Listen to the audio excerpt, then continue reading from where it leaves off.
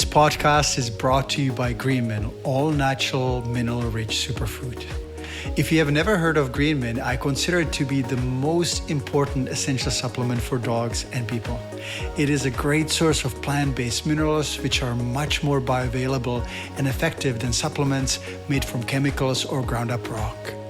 Minerals cannot be made in our body and have to come in the form of food.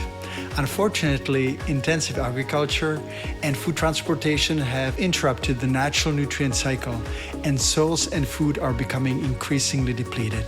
Mineral deficiencies are one of the primary causes of disease.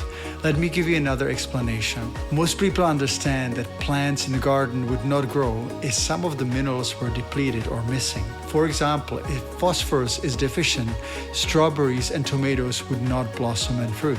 Ironically, healthcare has not fully addressed the fact that food deficiencies are a greatly predisposing factor when it comes to cell and organ dysfunction and disease.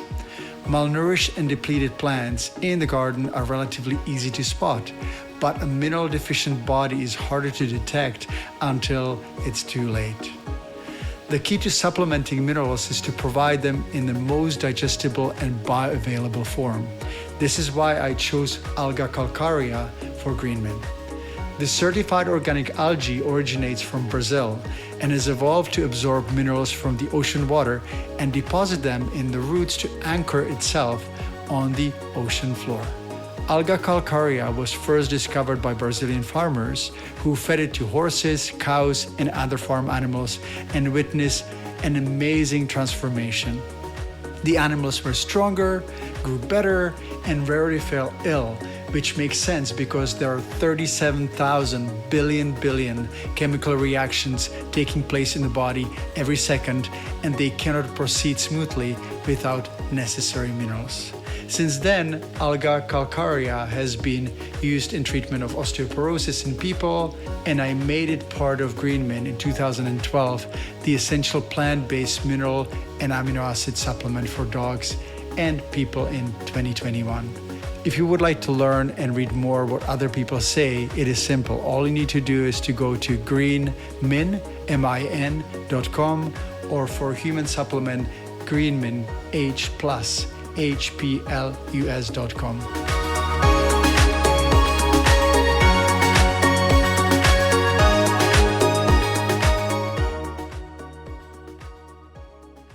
Hello, my dog lovers and other folks. You're listening to Not Just About Dogs. Today, I'd like to talk about the topic of pharmaceutical drugs. And while I am not opposed to their use in some cases, my goal is to help you understand the effect of drugs and why we should choose to avoid them whenever possible. When I was a kid, every summer holidays, my brother, two sisters, and I spent a month with my grandparents. My grandma was an amazing cook, and her baking was absolutely fantastic. Whenever my mother, her daughter, arrived, my grandma and her would bicker how to wash dishes. For some reason, my grandma always ended up with really dirty water. And my mother argued that she can't really clean dishes in dirty water. So these arguments went for years, and I still feel like I've been affected by this. Whenever I see dirty sink water, I try to drain it or clean it. And I don't really like people washing their dishes in dirty water. But why am I talking about this right now? Well, the reason is when we are trying to cure disease, heal a patient, treat a patient, we ideally should make the body better, healthier, and cleaner. And unfortunately, drugs are chemicals that affect the body, and while they may have some effect that is positive, they also have negative side effects, and they also are toxic to the body. They're foreign. They're basically similar to the dirty water when we try to clean or heal the body, when we try to bring it back to balance. In order to understand the effect of drugs, we have to talk a little bit about the healing process and recreating health. Disease is a state where the balance of the body is lost. Nature has installed a healing program directly into our bodies and our dogs' bodies. When there's a cut, for example, the skin has the ability to heal unless the wound is too large. The same automatic health restoring process takes place in most of the organs and cells, except when the disease is beyond the body's repair. Pain, discomfort, and inflammation are often seen as negative, but they're the signals of the body to rest. They are the way of nature healing. The purpose of inflammation is to increase blood circulation, for example, to flush the tissues, eliminate toxins, and bring white blood cells, the bodyguards of the body, to the area to remove diseased tissue and invaders such parasites, bacteria, or viruses. All these elements of the healing process must function properly in order to achieve the goal of full recovery and restoring health. And when it comes to drugs, not all of them are equal and their effect is not equal. My goal today is to help you understand what the different groups of drugs are and how to recognize them and how to decide whether they're good for your dog or not. Now, the first group of drugs is made to replace natural occurring substances such as thyroid hormone in case of hypothyroidism or insulin in case of diabetes, or mineral corticoids of the adrenal cortex in case of Addison's disease. Now, you can see that this group of medications or drugs replaces hormones that are essential to life, and they may be either low or may be missing. This group has usually a very positive impact on the patient and can be life-saving. Obviously, our goal should always be try to restore the body's own hormone production, but sometimes it may not be possible, and it's better to provide the hormone than letting the body suffer and the patient suffer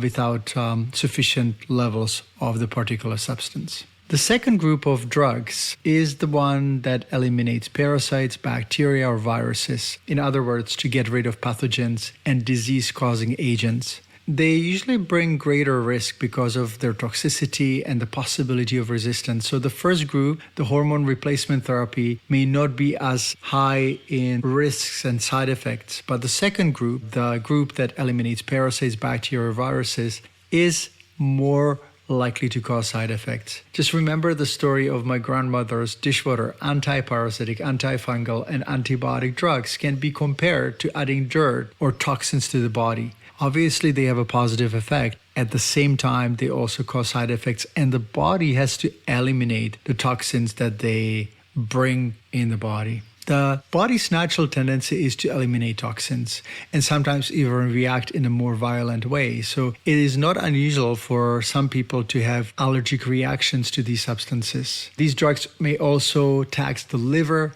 kidneys, and the digestive tract because they do destroy the healthy bacterial flora. These drugs can be also life-saving, and I'm not necessarily saying that we should never use them, but we have to be careful when to use them and use them as little as possible. And this is in contrary to what we see in medical practices around the world, where the first thing that people do, my colleagues and human doctors do, is to prescribe antibiotics. And I've seen that practice being way overused and not necessary in many cases. There are some examples that I could give you. Overuse of antibiotics when it comes to skin and wound care. Most of the time, it is definitely not necessary. Despite that, doctors often prescribe antibiotics for wounds and incisions. Overuse of heartworm medication is another example. The life cycle of the heartworm larva is such that the small microfilaria, the small tiny larva, does not mature until about the age of 5 or 6 months. And therefore, it would be much easier and safer to give the heartworm medication once every 3 or 4 months. However, practice is to give this medication on a monthly basis,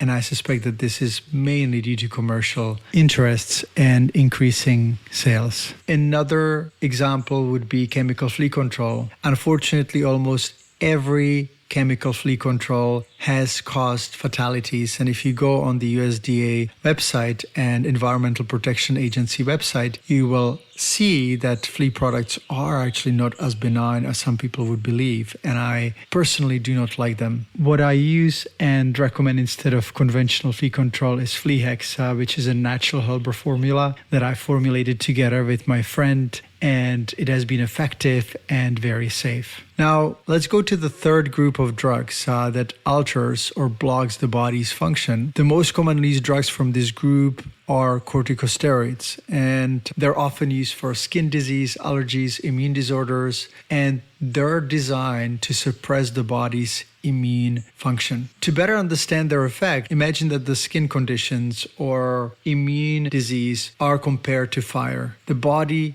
is on fire. The body is in a state where it's saying, hey, something is seriously wrong. And if a house is on fire, the last thing that we want to do is to take a sleeping pill. Unfortunately, in medicine, we do exactly that. Steroids are the sleeping pill that puts your dog's immune system or your own immune system to sleep. And the consequences of these drugs are very serious. Sometimes even after a few days of administration, I see months and year-long side effects where the body loses the ability to respond normally to healing and disease process. This is really frustrating because as soon as I see a patient that has history of steroids in the file, I usually tell my new clients, that the treatment will be much more difficult. This is really frustrating because these conditions could be easily cured if holistic methods were used. The last group of conventional drugs is the most controversial. Chemotherapy drugs are designed to destroy and eliminate cancer cells, but they don't leave the rest of the body untouched. While there are some attempts to limit the drug effect to the affected area, usually healthy cells in the body are also affected. My view of these drugs may be slightly different than what other people think. If there's a record of complete remission and cure when they're being used, such therapy may be valid, but I do not usually recommend them as the first line of defense for terminal cancers because I know that I would decrease the quality of life of the particular dog. In humans, it's slightly different. Obviously, people have the ability to decide for themselves, but when it comes to dogs, I usually do not recommend chemotherapy. Cancer treatment is always really complicated, and I have a lot of people connecting with me for the first time when their dog has been diagnosed with cancer. From my perspective, cancer is a terminal stage of a process that starts much, much earlier, many years before. And that's why I put so much emphasis on prevention or healthy diet and detox and providing the right nutrients so the body can function optimally. The purpose of this podcast is to help you better understand the different groups of drugs and how they're used in medicine and what their effect is on the body. Except for the first group, adding drugs to the treatment plan is never optimal because you can often, most of the time, achieve cure without them. I've seen this in my practice. When I started practicing, I used only conventional drugs. And as time progressed, I gradually reduced the use of drugs down to about 10% of the original amount.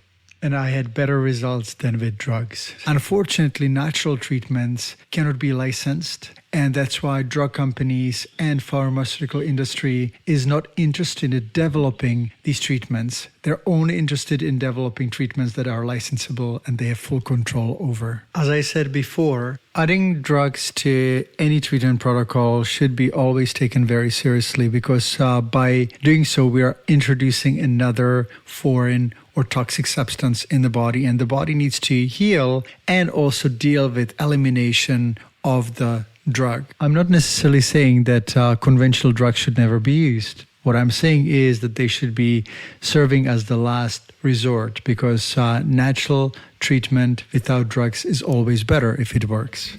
In the effort of being good stewards of this planet, we also have to consider the effect of drugs on natural life. We know that, for example, birth control or other medication can get into the water systems and the environment and affect, for example, the reproduction cycle of other animals and life. Now, when you know the four groups of medication and what effect they have on the body, your goal should always be to reduce their use whenever possible. I have been able to do that with my patients in my own life, and personally, I think that it's much healthier and safer. And now on to how to survive and thrive in 2021. It has become very clear that despite the hopes and aspirations for 2021, the world continues to go bonkers, and countries are going deeper and deeper in debt. Many people are getting frustrated and depressed and angry. But before you throw your hands in the air and say that there is nothing you can do, I urge you to listen, because you can be happier than 80% population by applying a few simple steps in your life. And I've been learning about what to do and how to deal with the situation. You know, the news of high numbers of COVID cases, the discussions and conversations about vaccines and their positive and negative properties and traits are puzzling and disturbing. And in the light of what's going on, it's very difficult for us to keep positive mind. There is a high possibility that many of us are already immune to COVID-19, and it would be nice to know. If I could make some decisions or suggestions to our governments, I would test everyone to see if we are immune, and those immune people, alongside with those who choose to be vaccinated or immunized, would be able to go on with life as usual. The rest could decide for themselves what degree of risk they would want to carry within the boundaries of not putting other people at risk, because ultimately we still should maintain the freedoms of choosing. Now, in dogs, testing antibody levels is a very common practice. Such tests can be done in puppies to implement a safer vaccination protocol that I mentioned on my blog. If you are interested in more information of how to vaccinate dogs safely and reduce the amount of vaccines, you can go to petertobias.com and search for vaccination protocol. Now, the antibody testing has been used for animals to import them to Hawaii, New Zealand, and Australia, the rabies-free countries, which means that generally titer testing is a trusted method to show whether there is immunity or not. Now, naturally, we must ask the question, why isn't antibody testing being widely used for COVID-19? My guess is that the government officials do not have enough understanding about what could be done and often create rules that make zero sense. A good example is the decision of the Canadian government to impose hotel quarantine on people who come into the country after they're tested before departure, after they're tested after arrival to Canada, and could very easily be quarantined for 5 to 10 days based on the incubation period of the virus. However, the government decided that we have to go to hotel prisons for 3 days for $2,000. And then when the test is negative, we still have to go to quarantine. Hawaii is an example of a good approach to COVID-19, where they test everyone who arrives and then release them. And the numbers have been dropping, and definitely the number of infections from incoming people is very low, if any. And this is one of the ways of actually introducing rules and regulations that actually make sense, as opposed to the ones that do not make sense at all. If, let's say, half of our population is immune, it would be a big problem for the vaccine companies, because that would mean 50% less business.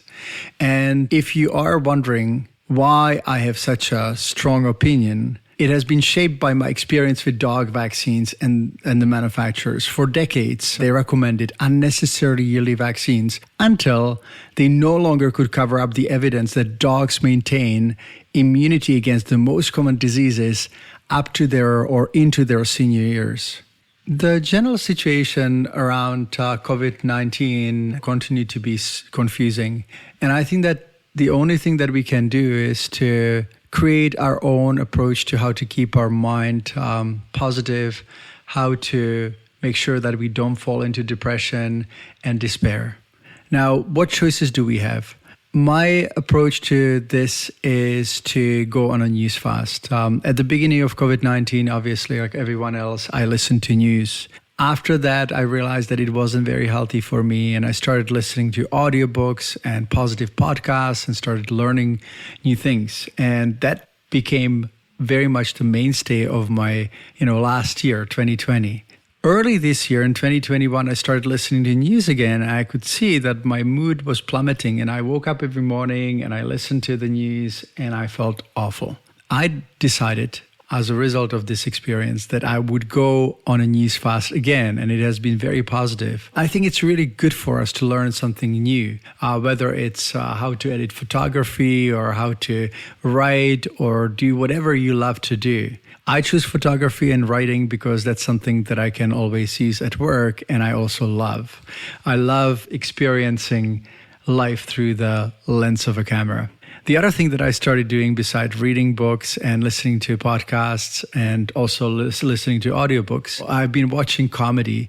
One of my favorite comedians is Tracy Ullman. She has been around for a very long time, but she's had really good outlook at politics and is really funny. Anyway, as I'm recording this podcast, I am thinking of you and your dogs because your dogs are one of the most effective ways to keep you positive. If you're lucky to live with a dog and if you're lucky for your dog to be healthy, I think that the best way is to go out, have fun, go for walks, make sure that you are in nature. And let's be hopeful. I hope that this will too pass and that we'll be back to normal and we'll be able to enjoy each other's company and be living as our species have evolved, meaning in company of others, and continue the conversation and being together. Take care and give your dog a hug for me. Bye-bye. Oh, one more thing. If you would like to learn about how to keep your dogs healthy and how to keep yourself healthy, you can visit peterdubais.com and make sure that you subscribe to our newsletter because every week I write a short newsletter with tips and ideas how to keep your dog and yourself healthy. Take care and have a wonderful day. Bye-bye.